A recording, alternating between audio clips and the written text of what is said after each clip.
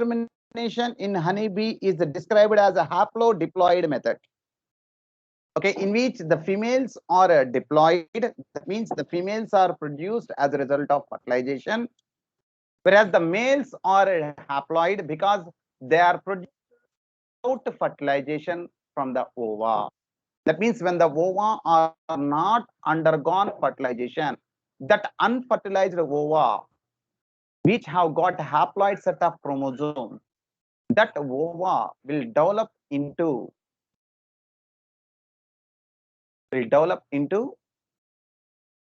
males. So when you observe here, okay, they say that in honeybees, the males do not have fathers, but they have grandfathers. Understand? The males do not have fathers, but they have grandfather.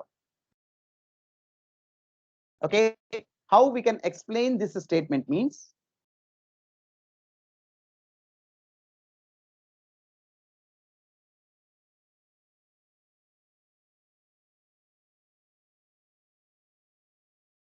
okay, how we can explain this condition means, okay, when you observe this honeybees, in honeybees, okay, how the organism is produced means, when you observe here, male, okay, from the male, sperms are produced. Male produces the sperms, okay, and female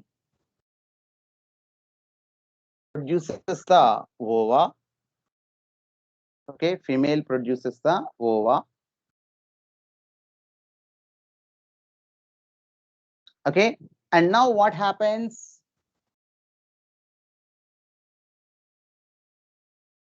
The sperm fuses with the ovum. Okay, the sperm fuses with the ovum. Okay, if the fertilization occurs, what we'll get? We'll get a female. If the fertilization occurs means that zygote will develop into female. Understand?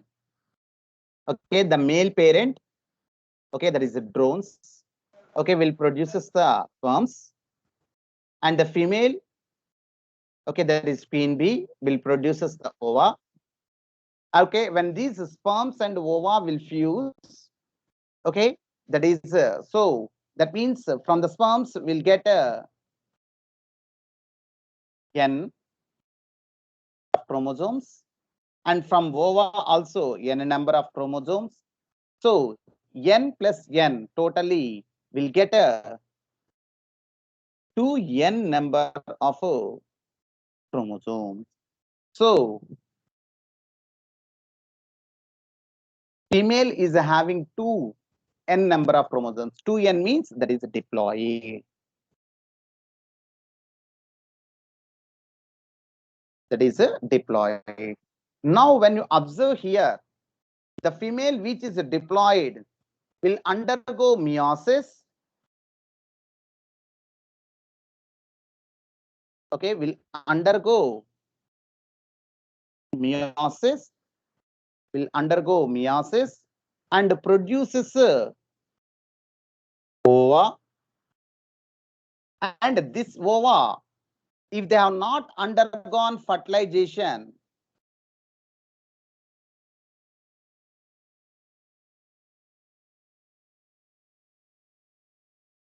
okay, without fertilization,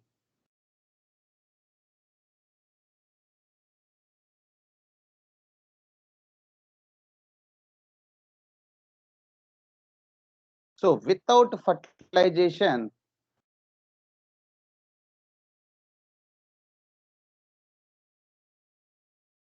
okay, when the ova without fertilization, okay, it will give rise to it will give rise to male.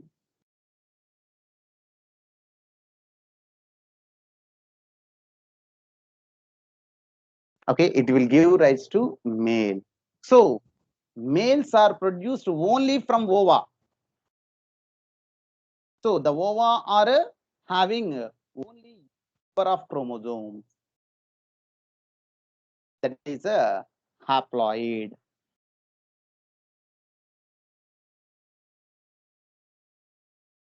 That is a haploid. So the males are also having, as they are produced only from ova, they are also having n number of chromosomes. So we say it as a haploid.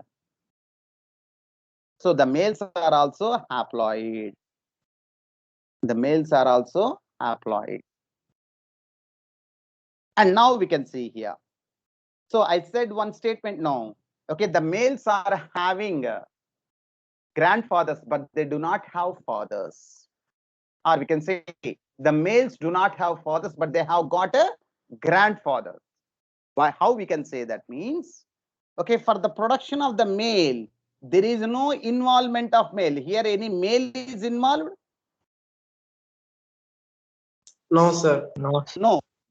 Required for the production of a male, because the males are produced directly from the female. Okay, ova of the female.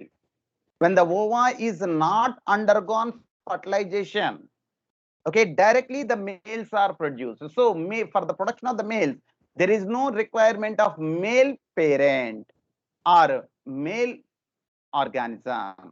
So the males do not have a fathers because there is no involvement of a male partner. But for the production of this female, okay, for the production of this female, okay, for the production of that female, both male and female are required because the females are produced as a result of fertilization. That's why the females are diploid. Okay, for the production of the, which is involved in the production of male without fertilization, for the production of that female, both male as well as female organism is required. The male has to produce sperm and the female has to produce ova. When these two both undergo fertilization, okay, it results in the formation of a diploid female organism. So for female, both male and female are present. So this male is the grandfather for this male. Understand? Okay, the male which is involved in the production of female is the grandfather of the male that is produced from the female individual. Understand? Understand all of you? Anybody is having any doubt here? Sir, which Sir. female? No, sir. Sir, how For is a the female bee able to produce a male gamete? male gamete is not produced, male organism is produced. Okay, sir. Okay, female is producing ova. What is the gamete that is produced by the female? Ova. Never female will produce sperms, ma. Okay, female will produce only ova, the female gamete. But this ova without fertilization developing into male. When it is undergone fertilization, it develops into female. Already I told Yes, you sir, now yes, in the sir. previous class. Okay, when the Yes, sir, yes, queen sir, bee yes. is passing through the narrow cells, the pressure is more on the organism. So both ova as well as sperms are released into the ootheca and the fertilization occurs and the fertilized ova will develop into female. But when the queen bee is passing through the wider cells, less pressure is applied on the surface of the organism. As a result, okay, as a result, what happens? Only ova are discharged into the ootheca, not the sperms. And that ova which are not fertilized will develop into males. So the females will produce only ova, but that ova without undergoing fertilization, it is developing into male. So here for the production of the male, no female is involved. Oh, sorry. For the production of the male, there is no involvement of male partner. So that's why we say that males do not have father, but they have got a grandfather.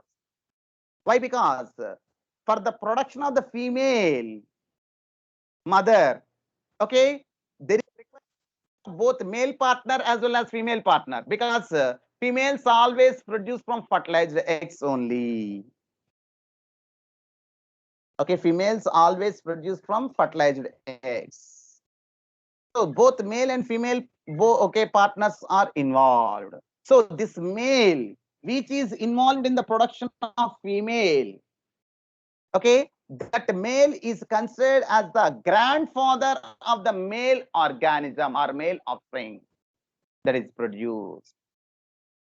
So that's why we say that the males have grandfathers but do not have fathers. Okay, that's what we can say. Understand this concept. A lot of times they have asked, okay, this concept.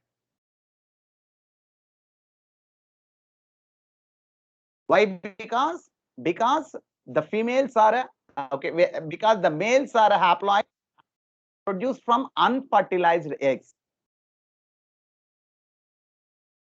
Okay, assertion reason type questions.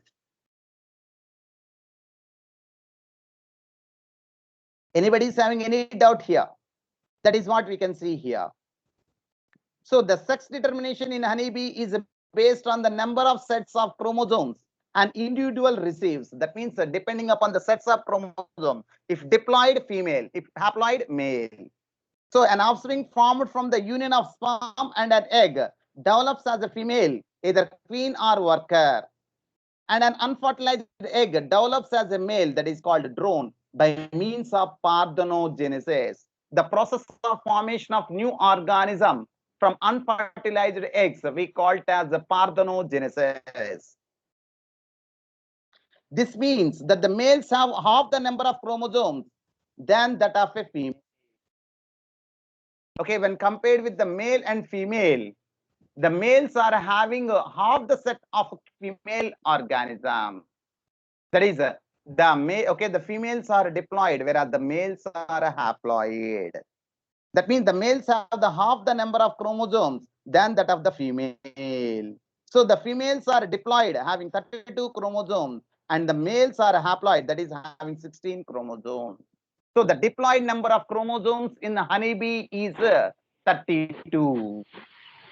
So the number of chromosomes in a female is 32, whereas the males are haploid. So the males are having only 16 chromosomes.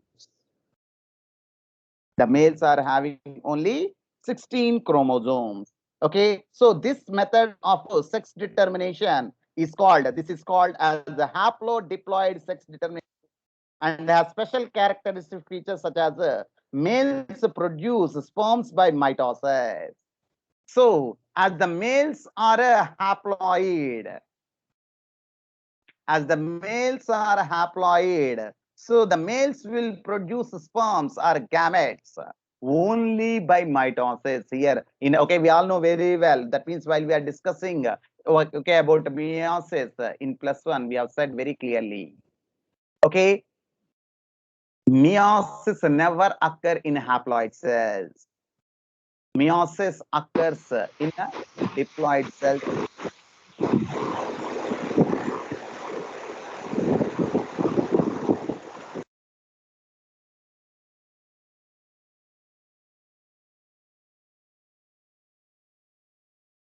So that is what we can see here. So the males will produce the sperms or gametes by meiosis because they have got a haploid set of chromosomes or one set of chromosome, that is 16.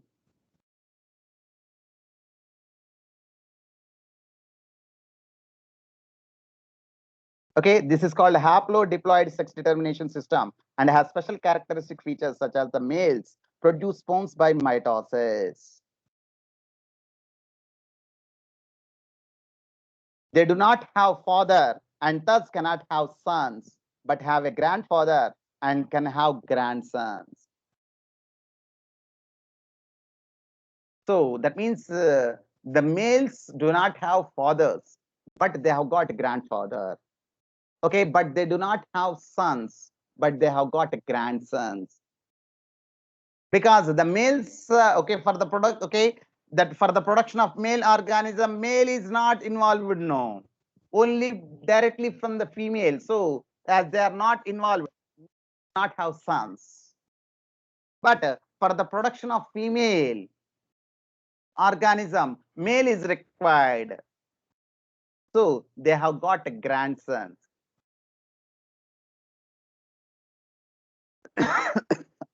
They have got grandsons and grandfather, but they do not have a father. They do not have sons. Father and sons different. Father and sons are not there. Only grandfather and grandsons. Okay, that is here you can see. How is the sex determination mechanism different in the birds? Okay, how is the sex determination different in birds? In birds, it is a female heterogamety, ZZZW type. Is the sperm or the egg responsible for the sex of the chicks? Okay, it is the egg. Okay, type of the egg only determining the sex of the chicks. Okay, the sperm. Okay, not the sperm, egg. Egg is a determining in case of birds, because in birds, the females are heterogametic. The females are heterogametic. Understood, all of you? Anybody is having any doubt regarding the sex determination?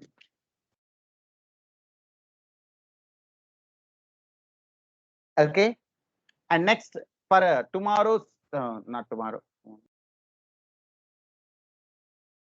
Okay, for tomorrow's test, already I informed you very clearly. For tomorrow's test, it will be up to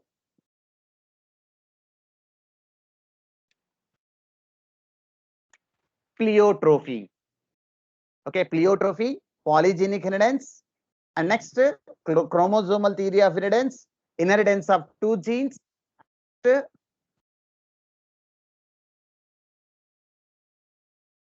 multiple allism, okay, and next codominance. So starting from codominance up to pleiotrophy. Okay, next Wednesday we'll have this sex determination and the next other part, the coming up part of mutation and all that.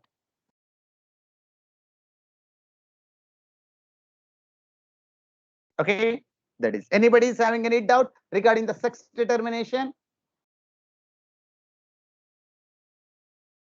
No, sir. Okay, 1 minute, ma. I'll come back.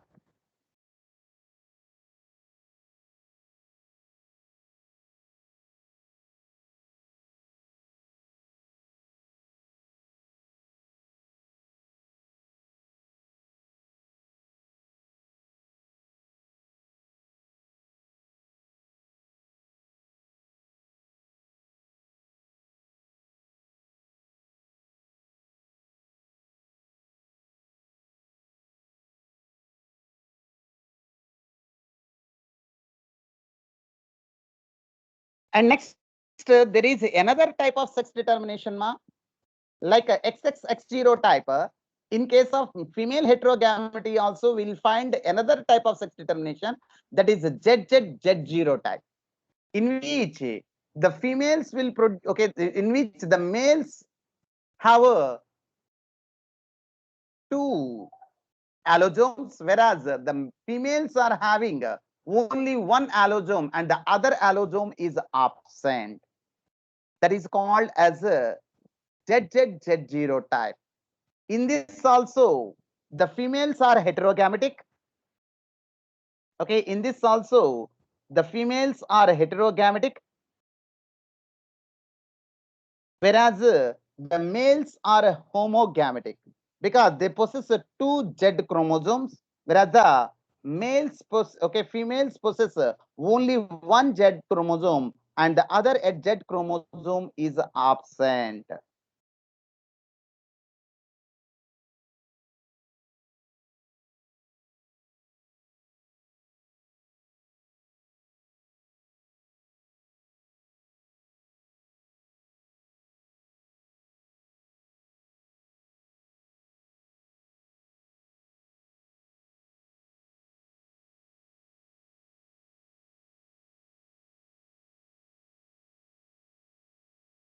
One minute.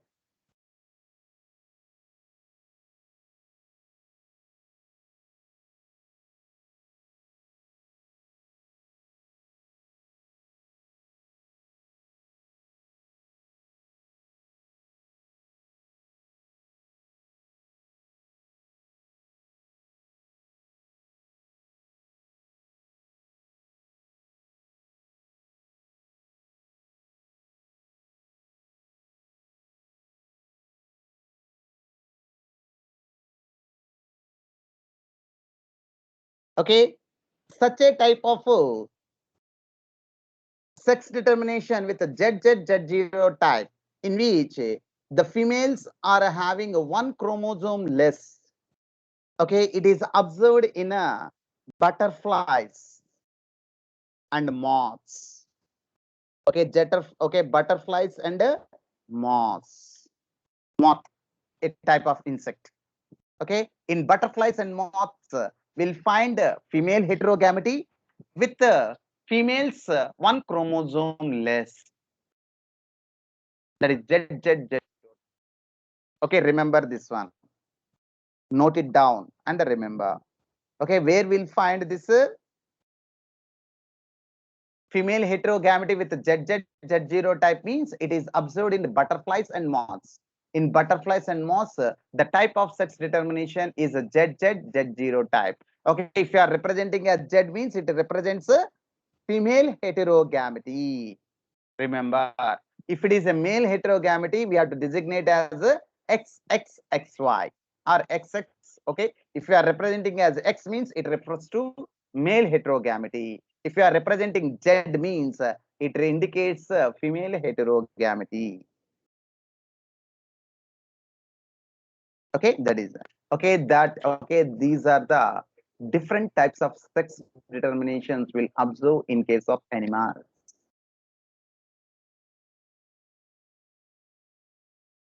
Okay, understood. Anybody is having any doubt?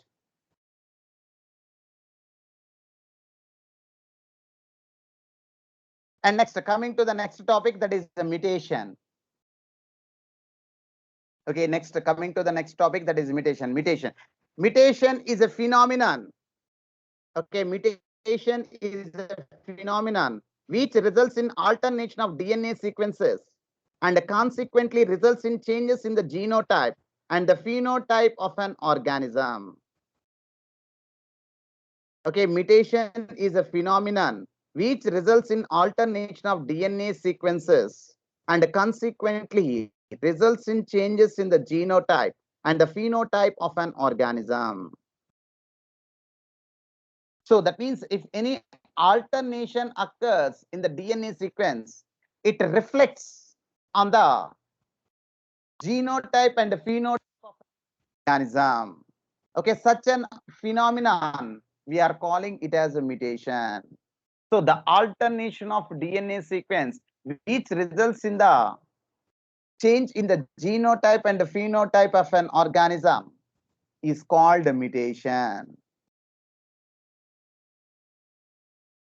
So that means when you observe here, in addition to recombination, that is crossing over.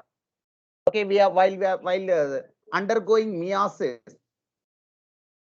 Okay, while undergoing meiosis, okay, we'll observe a phenomenon called crossing over, which is responsible for recombination. Okay, along with the recombination, mutation is another phenomenon that leads to variation in DNA. So in general, in the living organisms, why the variations occur means the variations occur because of recombination that occurs in the meiosis. And the second one is a mutation, that is alternation in the DNA sequence.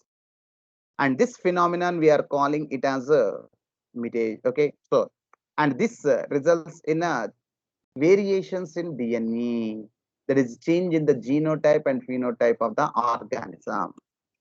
That's why the offsprings that are produced from the parents as a result of sexual reproduction are not showing similarities. Okay, always, okay, they are not the exact copies of the parents. We are finding certain variations, and these variations are because of recombination. Okay, and we are finding certain defects. Okay, but not observed in the parents, but observed in the offsprings. Genetical disorders. This is because of the mutation. So that is so. As you will learn in chapter 6, one DNA helix runs continuously from one end to the other in each chromatid in a highly supercoiled form. So already while we are studying about the biomolecules, we have come across about the structure of DNA. So when you observe this DNA, the DNA is made up of two polynucleotide chains which are running in opposite direction in a supercoiled form. That's why the condensation is there with the DNA molecule, so that it get incorporated within the cell or nucleus. So that is, and next here, therefore loss, there is a deletions. Okay, if any segment of the DNA or any DNA, okay, any nucleotides were removed, that is the deletions, or gain, that is insertion or duplication. If any new nucleotide molecules are added in the sequence of the DNA, either deletion or addition, either gain or loss, both will result in mutation of a segment of DNA, will result in a alternation in chromosomes, will result in a mutation or change in the genotype and phenotype of the organism. Since genes are known to be located on chromosome, alternation in chromosomes results in abnormalities or aberrations. So that means all know very well. Okay, for a species, the number of chromosomes is specific, and the size and shape of the chromosomes is also specific for a species. If any change in the position of the chromosome, or if any one part of the chromosome is detached and went and joined with another part of the, okay, another chromosome, okay, it also results in the change in the organism genetically, and such ones we are calling it as a chromosomal abnormalities or chromosomal aberrations. Because of the, okay, that means if any change in the number of chromosomes, or if any change in the position of chromosomes, or if there is any change or a change or attachment of one part of the chromosome with another part of another chromosome, also will result in change in the organism, and that we are calling it as a, okay, chromosomal aberrations or chromosomal abnormalities. So chromosomal aberrations are commonly observed in cancer cells. So why the normal cells are okay, transformed into cancerous cells means the one of the major reason is chromosomal aberration. That is a change in the position of the chromosome, or a small part of the chromosome. Okay, a small part of one chromosome get detached and go and join with another chromosome at a different place, which results in the change in the position of genes, resulting in a transformation of normal cells into cancerous cells. So in addition to the above, okay, in addition to the above, mutation also arise due to change in a single base pair of DNA. Okay, in addition to the above, okay, mutation also arise due to change in a single base pair of DNA. So that means not only change in the gene, position of the gene, position of chromosome, or a number of chromosomes, even a change in a single base pair or nucleotide molecule, even a change in a single base pair or a single nucleotide base pair may also result in a change in the characters or change in the genotype or phenotype of an organism. So a single base pair change is also considered as a type of mutation. So that is what. So in addition to the above, mutation also arise due to change in single base pair of DNA. For example, okay, when you observe the DNA, the sequence like adenine, guanine, thymine, cytosine sequences will be there now. Adenine pairs with thymine, guanine pairs with cytosine. Like that, okay, like this we'll find pairs because two strands running in opposite direction. In one strand, adenine is there, and the opposite strand will find thymine. In the one strand, if you find guanine, and in the opposite strand will find cytosine. So, for example, in the place of guanine, okay, in the place of guanine, if a thymine will come and okay, thymine came and replaced. Okay, the thymine replaced the guanine. Then in the opposite strand also, it will be replaced with adenine. So as a result, what happens? One base pair, okay, which is guanine and cytosine. Now it is replaced with thymine and adenine.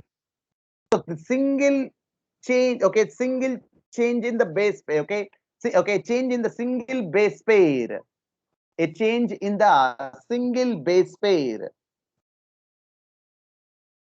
may also results in mutation or change in the characteristics of the organism, and such mutations we call it as a point mutation, and such mutations are called as a point mutation. A classical example, that is a good example of such a mutation, is a sickle cell anemia, which we'll study in the later while we are studying about the genetical disorders. Okay, sickle cell anemia, that means what is the shape of RBC normally? Round and biconcave. Okay, that is the normal shape of RBC. What is that? Round and biconcave. But okay, because of this point mutation, change in it, because of the change in a single base pair, the shape of the RBC changes from round to elongated sickle shaped. Okay, elongated and sickle shaped, like a sickle shaped, the RBC will be transformed. And such mutations we are calling it as point mutations, and it is observed with the sickle cell anemia. Okay, which base pair is changed, which amino acid is changed, and what are the results, what are the changes, that we'll discuss while we are discussing about this is a sickle cell anemia in genetical disorders. So there is so replacement of one base pair with another base pair causes mutation. At the same time, deletion and insertion of base pairs of DNA causes the another type of mutation called frame shift mutation. Okay, another, okay, that means addition or deletion of a base pairs. Okay, in point mutation, what happens? One base pair is replaced with another base pair. In point mutation, one base pair is replaced with another base pair. Instead of guanine and cytosine, we'll get adenine and thymine. Understand? One base pair is replaced with another base pair. That is called point mutation. But in frame shift mutation, what happens? One base pair either is completely removed, that is a deletion, or one new base pair will come and join in between the base pairs. Okay, in between the base pairs of that gene, a new base pair will come and join. That is called insertion. Either insertion or a deletion, both in a type of mutation called frame shift mutation. Okay, you can understand better when we discuss about the genetic code and mutations in chapter 6, that is the molecular basis of penicillins thoroughly. Okay, that is what we can see here. So change in the, okay, that means if one base pair is replaced with another base pair, that is called a point mutation. Example for point mutation is a sickle cell anemia. Very important concept. Okay, this sickle cell anemia is an autosomal recessive disorder. Okay, it is a disorder, but it is having certain advantage. It is a disorder, but in the disorder also, it is having some negative effect. But at the same time, it is also useful for some persons, like persons who are suffering from malaria. Okay, that means the persons who are having sickle cell anemia, those persons, okay, malaria is not observed. Okay, malaria is not observed in the persons with the sickle cell anemia because the malarial parasite, that is Plasmodium, cannot survive in a sickle shaped RBC. Will not survive in a sickle shaped RBC. That's why they are protected from malaria, those who are suffering from a sickle cell anemia. And at the same time, okay, either addition or deletion, there is a deletion or insertion. That means one base pair is completely removed, and or one base pair is a new base pair is added. In both the cases, it results in the change in the genotype and phenotype of the organism, and that phenomenon we are calling it as a frame shift mutation. Okay, that is, and that, okay, the example for this frame shift mutation is a thalassemia. That disease also will discuss while discussing about the genetical disorders. Okay, that is, and next, the mechanism of mutation is beyond the scope of this discussion. Okay, at this level, that means at our okay subject, okay, that means at our standard, that means at +2 level. Okay, we are not discussing about a mechanism of mutation, how mutation will occur, what is the what are the substances that we use, okay, that will cause mutations.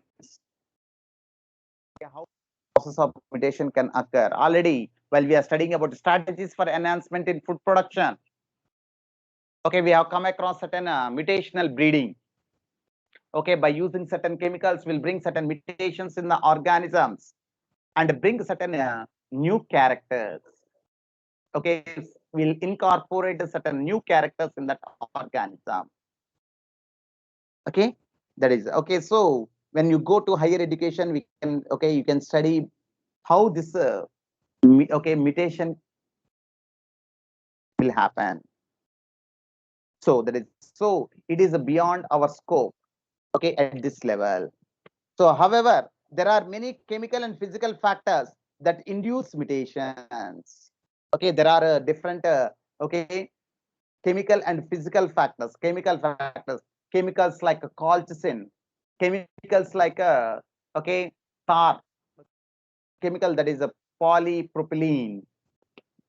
Okay, polypropylene. Okay, like this, there are some chemicals, nicotine, okay, which is present in tobacco. Okay, these are all some of the chemicals which will develop mutations, which will help in developing mutations. Okay, these are referred to as mutagens. Okay, these are referred to as mutagens. Okay, UV radiations can cause mutations in organisms. Okay, UV radiations can cause mutations in organisms. it is a mutagen.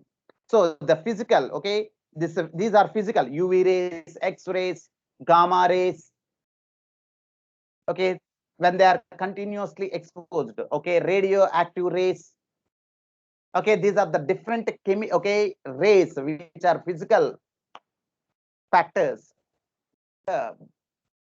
cause mutations in the organisms, and such substances which will cause mutations, we are calling it as mutagens. We are calling them as mutagens. Okay, that is about some introduction to mutation, and we'll discuss a little bit of detail about a mutation in chapter 6, that is a molecular basis of inheritance after genetic code. Okay, when you understand the genetic code, we can understand better about this point mutation and frame shift mutation. That's why, okay, if you want, okay, that means that's why I am not discussing in detail here. When you understand the genetic code, easily you can understand this point mutation, why this point mutation is resulting in a change in the phenotypes and genotypes.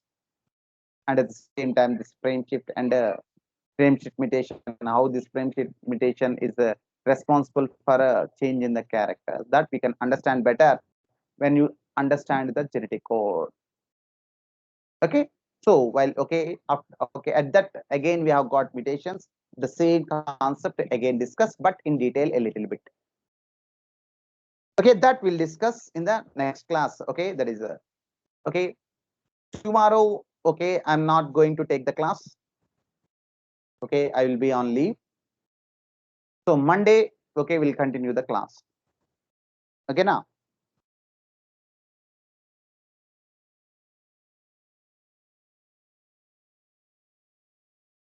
So on Monday, we'll go with the genetic disorders, the pedigree analysis and the genetic disorders.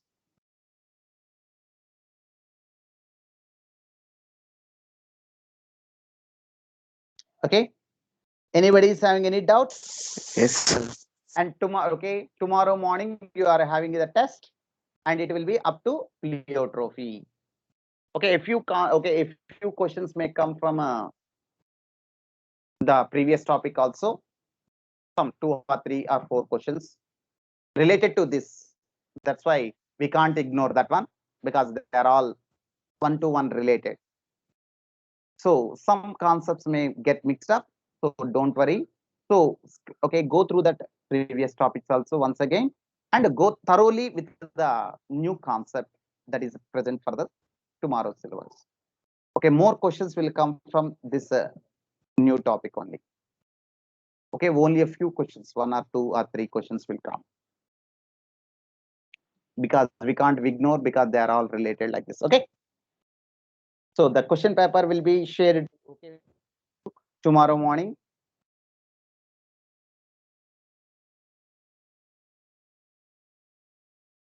Okay, anything you want to ask, ma? Any doubts you are having? Okay, if you are having any doubts while reading, you can post it to my WhatsApp. Okay.